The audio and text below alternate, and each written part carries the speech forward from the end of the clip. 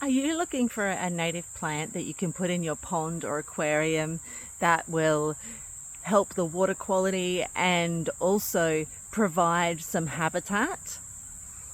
I've got one of those for you, but it's not just that. This one's also edible. We're doing a 90-second native on a pond plant as promised in previous videos. If you'd like to see those, just pop on over. It's about pond making, specifically for frogs.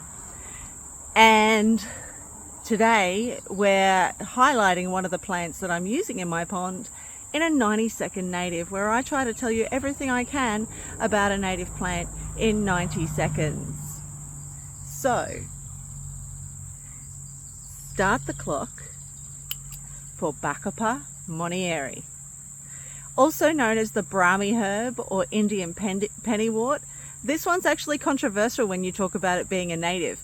And the reason for that is that it's found all over Southeast Asia and all the way up to India.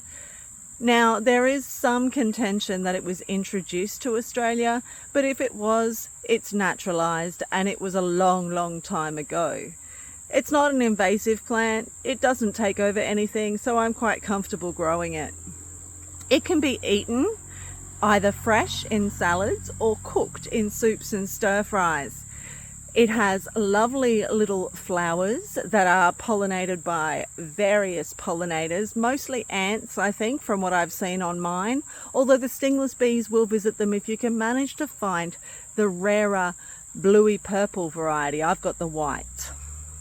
What else can I tell you about this one? It was used in Ayurvedic medicine for thousands of years. It's supposed to help enhance your memory.